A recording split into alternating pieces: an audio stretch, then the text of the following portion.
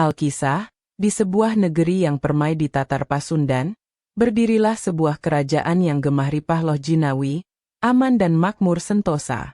Kerajaan tersebut bernama Kuta Tanggeuhan.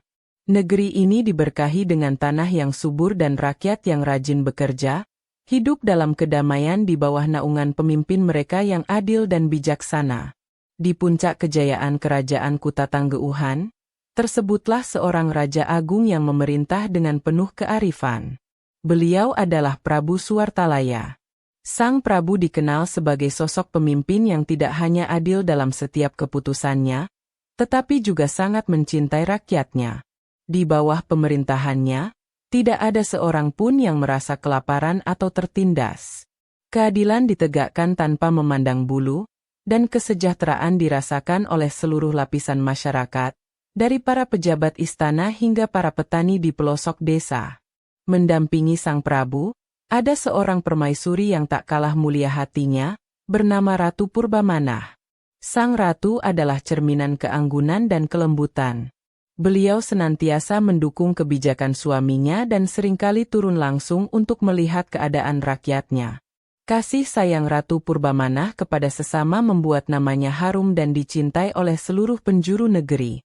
Pasangan pemimpin ini adalah teladan sempurna, sebuah anugerah bagi kerajaan Kuta Tanggeuhan. Kehidupan di istana berjalan dengan sangat harmonis. Prabu Suwartalaya dan Ratu Purbamanah memimpin dengan penuh cinta, dan rakyat membalasnya dengan kesetiaan yang tulus. Setiap hari, suasana kerajaan dipenuhi dengan ketentraman.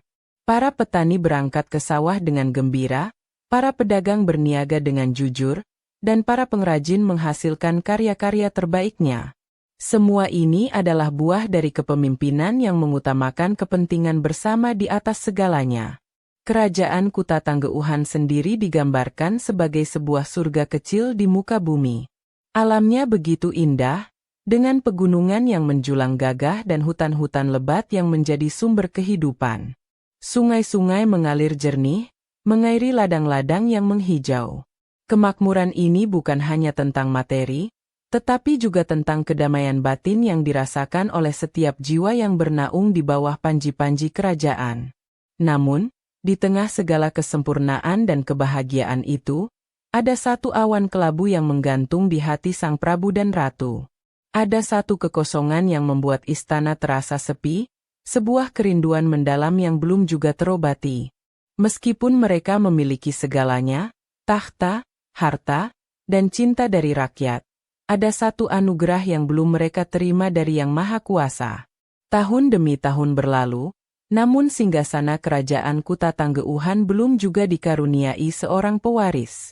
Prabu Suwartalaya dan Ratu Purbamanah merasakan kesedihan yang mendalam. Setiap hari, mereka memandang tahta kosong di samping mereka, membayangkan kelak akan diisi oleh putra atau putri mereka.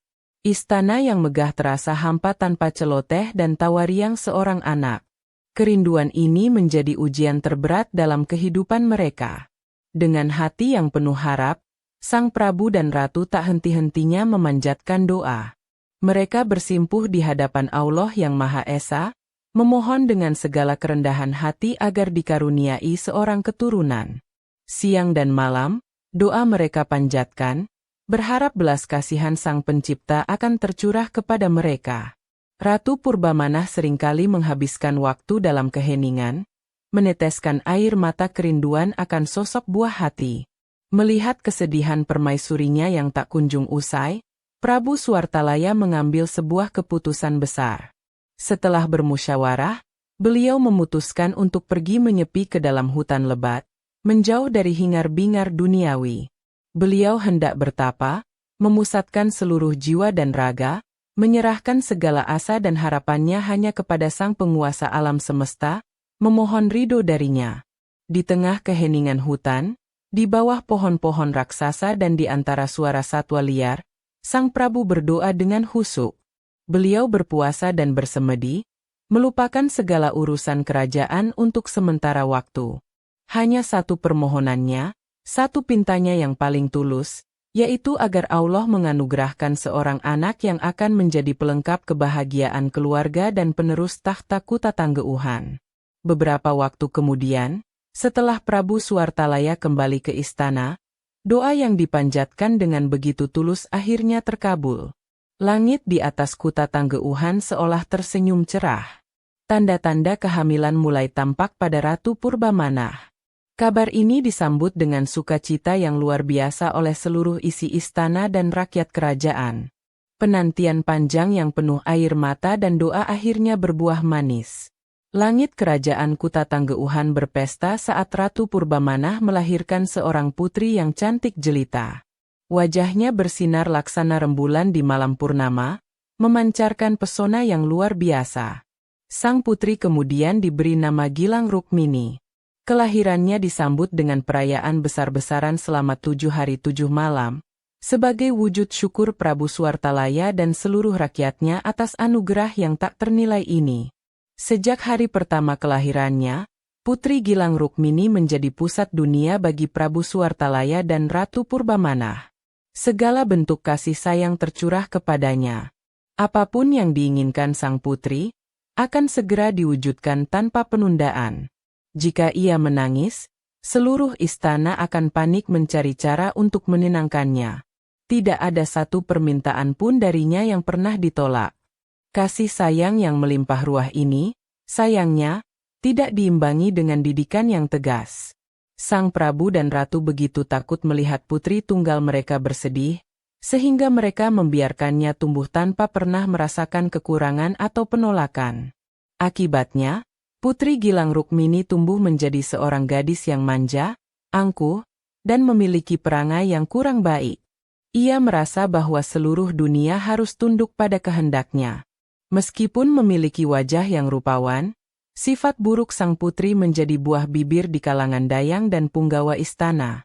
Ia seringkali berkata kasar kepada para pelayan dan tidak pernah mau menghargai perasaan orang lain.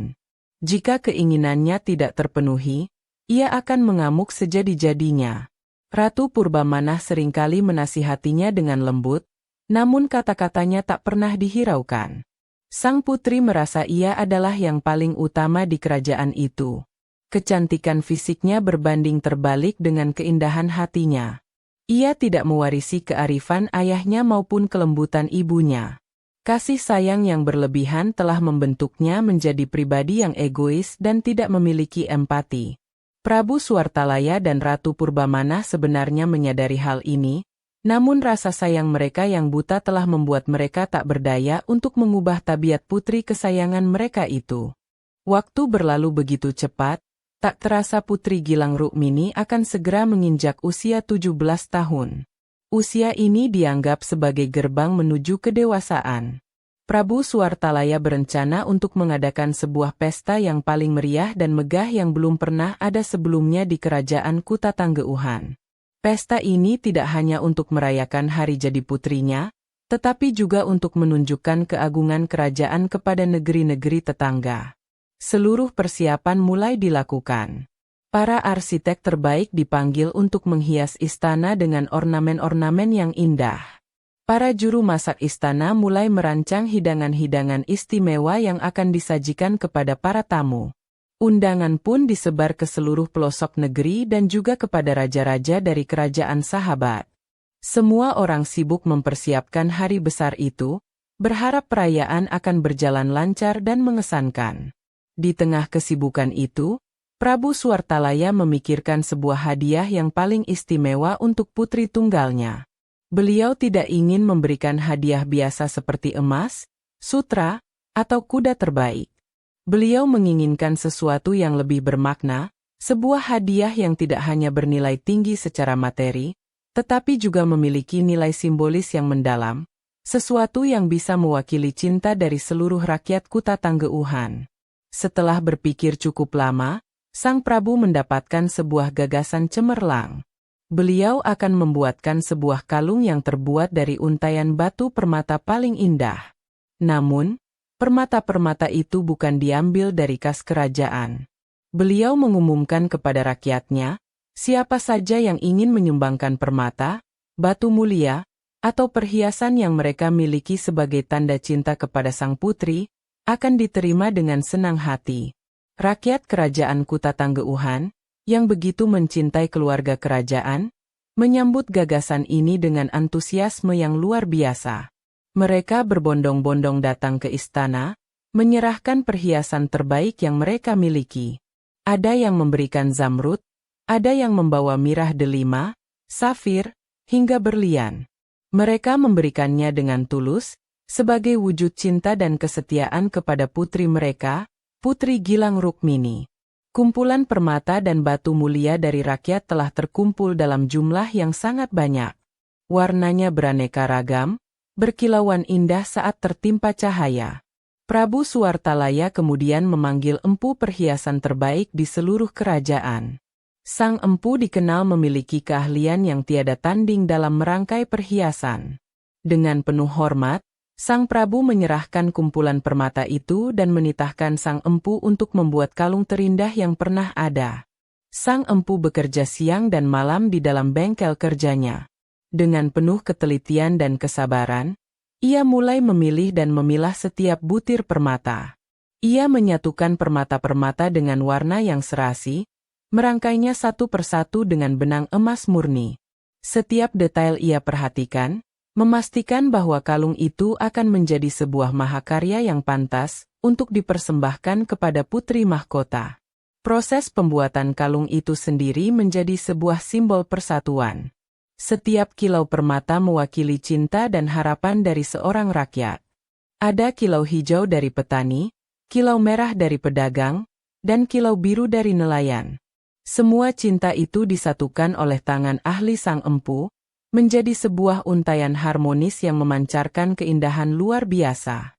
Kalung itu bukan lagi sekadar perhiasan, melainkan simbol cinta kolektif sebuah bangsa. Setelah beberapa pekan, mahakarya itu pun selesai. Sang empu mempersembahkan kalung tersebut di hadapan Prabu Suwartalaya dan Ratu Purbamanah. Mereka berdua terpesona melihat keindahannya. Kalung itu berkilauan dengan ribuan warna yang berbeda, memancarkan cahaya pelangi yang sangat menawan. Belum pernah ada perhiasan seindah itu di dunia. Sang Prabu merasa sangat puas dan yakin, ini adalah hadiah terbaik untuk putrinya. Kalung itu disimpan dalam sebuah kotak kayu berukir yang sangat indah, dialasi dengan kain sutra yang paling halus. Ratu Purbamanah sendiri yang memegangnya dengan hati-hati. Beliau membayangkan betapa bahagianya Putri Gilang Rukmini saat menerima hadiah yang begitu istimewa ini. Sebuah hadiah yang tidak hanya indah, tetapi juga mengandung doa dan cinta dari seluruh rakyat yang menyayanginya. Tibalah hari yang dinanti-nantikan. Pesta ulang tahun Putri Gilang Rukmini yang ke-17 digelar dengan sangat megah. Lapangan istana dipenuhi oleh para tamu dari berbagai kalangan. Rakyat jelata berkumpul dengan gembira, menikmati hidangan dan pertunjukan yang disajikan. Suasana penuh dengan sukacita dan kemeriahan. Sang putri sendiri tampil dengan gaun yang paling indah, duduk di singgasananya dengan raut wajah angkuh. Ketika acara puncak tiba, Prabu Suwartalaya bangkit dari singgasananya. Dengan suara yang lantang dan penuh wibawa, beliau menyampaikan pidato singkat tentang betapa ia mencintai putrinya. Kemudian, ia mengambil kotak berisi kalung mahakarya itu dari tangan permaisuri. Dengan senyum bangga, ia membuka kotak itu di hadapan Putri Gilang Rukmini dan seluruh tamu undangan yang hadir. Silau cahaya warna-warni dari kalung permata itu memukau semua mata yang memandang. Terdengar decak kagum dari para hadirin. Prabu Suwartalaya kemudian berkata, "Anakku Gilang Rukmini, terimalah hadiah istimewa ini. Kalung ini bukanlah dari ayah dan bunda semata, melainkan persembahan cinta dari seluruh rakyat Kutatangguhan yang menyayangimu."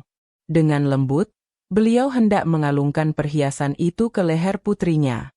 Namun, di luar dugaan semua orang, Putri Gilang Rukmini menatap kalung itu dengan pandangan jijik.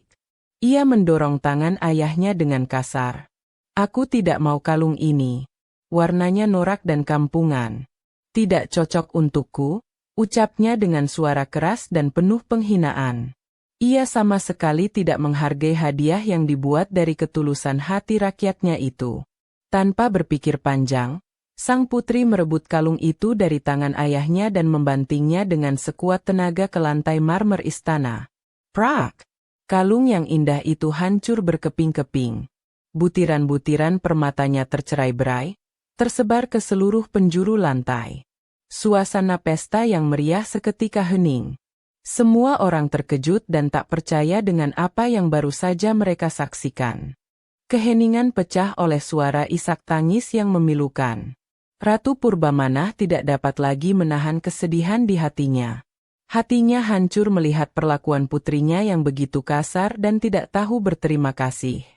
Ia menangis bukan hanya karena kalung itu hancur, tetapi karena hati rakyat yang tulus telah dilukai, dan sifat putrinya ternyata jauh lebih buruk dari yang ia bayangkan. Air mata sang ratu mengalir deras membasahi pipinya. Namun, ini bukanlah air mata biasa. Air mata itu terus mengalir tanpa henti, semakin lama semakin banyak. Air mata kesedihan seorang ibu yang tulus itu seolah memiliki kekuatan gaib. Genangan air mulai terbentuk di kakinya, lalu meninggi dengan cepat, membasahi lantai istana yang dipenuhi kepingan permata. Seluruh tamu dan rakyat yang hadir panik melihat air yang terus meninggi. Mereka berlarian mencoba menyelamatkan diri. Prabu Suartalaya hanya bisa berdiri mematung, menatap putrinya dengan kecewa yang mendalam. Air mata Ratu Purbamana telah berubah menjadi banjir bah yang dahsyat. Air itu terus meluap, menenggelamkan kursi-kursi, meja, dan segala kemegahan pesta. Dalam sekejap, air bah itu menelan seluruh istana kerajaan Kuta Tanggeuhan. Tidak ada yang bisa menghentikan aliran air mata sang ratu. Air terus naik hingga menenggelamkan seluruh negeri, mengubah daratan yang subur menjadi sebuah genangan air yang sangat luas. Kerajaan Kuta Tanggeuhan yang dulu makmur dan megah, kini lenyap dari pandangan, tergantikan oleh sebuah danau yang dalam dan tenang. Konon, Putri Gilang Rukmini turut tenggelam dalam bencana yang disebabkan oleh keangkuhannya sendiri. Bencana itu adalah akibat langsung dari perbuatannya yang menyakiti hati ibu dan rakyatnya. Alam seolah murka dan memberikan hukuman setimpal atas kesombongan dan sifat tidak tahu berterima kasih yang telah mendarah daging dalam dirinya. Setelah bencana itu usai, yang tersisa hanyalah sebuah danau yang luas dengan air yang sangat jernih. Masyarakat sekitar yang selamat kemudian menamakan danau tersebut. Asal-usul namanya datang dari sebuah keajaiban yang sering terlihat di permukaan danau itu. Danau itu kemudian dikenal dengan nama Telaga Warna. Nama ini memiliki makna yang sangat dalam dan berkaitan langsung dengan legenda yang menyelimutinya. Nama Telaga Warna berasal dari dua kata, yaitu telaga yang berarti danau, dan warna yang berarti berbagai macam cahaya atau rona. Penamaan ini didasarkan pada fenomena unik yang terjadi pada air telaga tersebut. Pada hari yang cerah, ketika sinar matahari menembus permukaan airnya yang bening, telaga itu akan memantulkan beraneka ragam warna yang sangat indah, persis seperti warna pelangi. Menurut kepercayaan yang diwariskan turun-temurun, warna-warni menakjubkan itu berasal dari dasar telaga. Di sanalah kepingan-kepingan permata dari kalung hadiah untuk sang putri tersebar. Ketika cahaya matahari menyentuh butiran zamrud, mirah delima, safir, dan berlian yang hancur itu, cahayanya akan terpantul ke permukaan, menciptakan gradasi warna hijau, biru, merah, kuning, dan ungu yang memesona. Keajaiban telaga warna ini menjadi pengingat abadi akan kisah Putri Gilang Rukmini. Setiap kali orang melihat keindahan warna-warni di telaga itu, mereka akan teringat pada kisah sebuah kalung permata yang dirangkai dari cinta rakyat, namun dihancurkan oleh keangkuhan seorang putri. Keindahan telaga ini adalah perpaduan antara pesona alam dan sebuah tragedi yang syarat akan pelajaran. Hingga kini, Telaga Warna yang terletak di kawasan Puncak, Jawa Barat, menjadi salah satu destinasi wisata yang populer.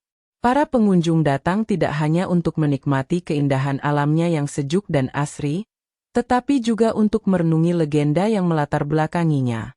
Keindahan warna-warni telaga menjadi bukti bisu dari sebuah cerita tentang pentingnya rasa syukur, kerendahan hati, dan akibat dari kesombongan.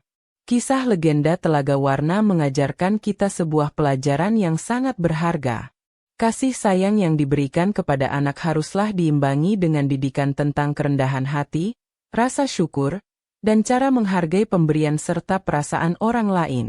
Hadiah yang paling tulus tidak selalu datang dalam bentuk yang paling mewah, melainkan dari hati yang ikhlas. Keangkuhan dan kesombongan pada akhirnya hanya akan membawa kehancuran, tidak hanya bagi diri sendiri, tetapi juga bagi orang-orang di sekitar kita. Hargailah setiap ketulusan, sekecil apapun wujudnya, karena di sanalah letak kebahagiaan yang sejati.